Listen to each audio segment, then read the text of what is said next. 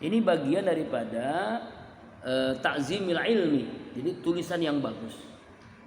Makanya sampai saya menyesal saya mau Majlis Syarah ini menyesal karena tulisannya jelek. Nah, sampai begitu tuh ulama itu. Karena itu yang bagi ayakun kita murabba'an.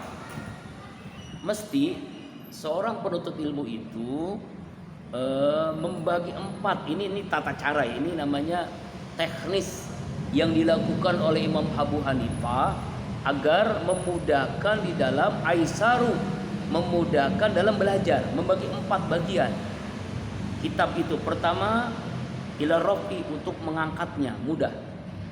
Yang kedua, wal wadi, meletakkannya. Yang ketiga, wal mutalaah, untuk telaahnya lebih mudah. Mengangkat, meletakkan, dan mentelaahnya. Ya, sampai begitu. Apalagi kan kalau dulu bukan zaman buku, ya, tapi zaman lembar-lembaran gitu ya. Ya, makanya dia dibundel, dirapikan menjadi 4 bagian untuk memudahkan. Intinya sih sebenarnya memudahkan kita belajar itu bagaimana, begitu ya. Ya, mengingat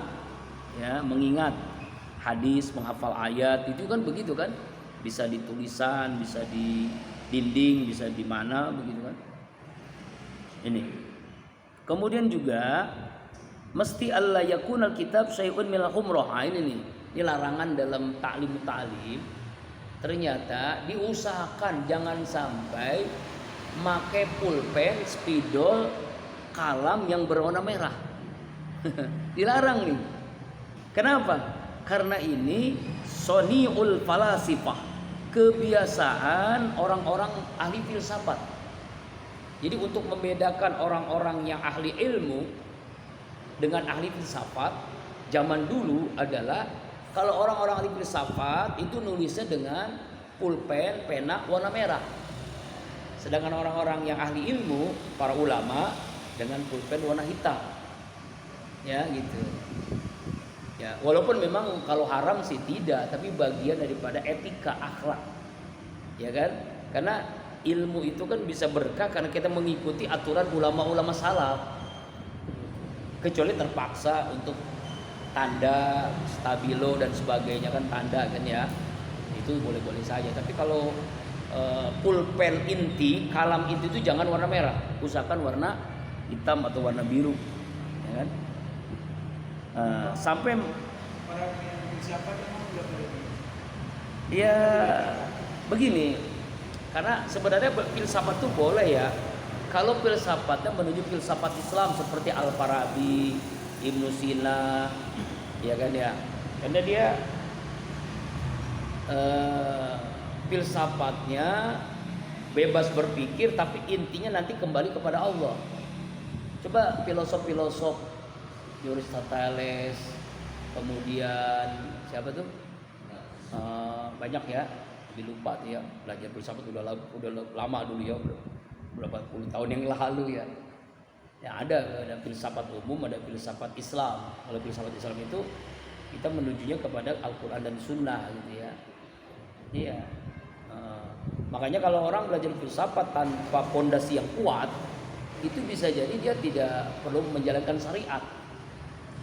Ya, makanya dulu waktu di UIN itu teman-teman yang di jurusan akidah filsafat itu banyak yang nggak sholat.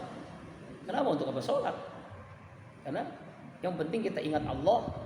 Itu hanya praktek-praktek zaman dulu. Wah, itu bahaya tuh.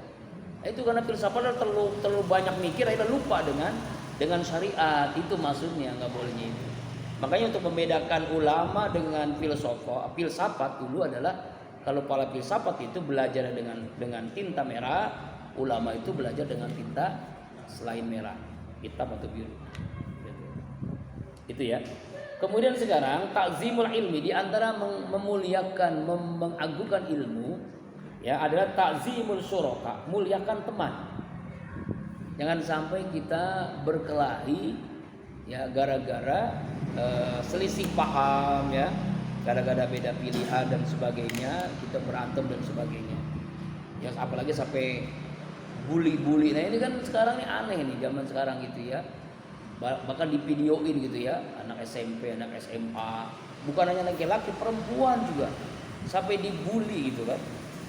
tindakan kekerasan yang luar biasa. Nauzubillah min dzalik. Padahal di antara memuliakan ilmu adalah memuliakan teman.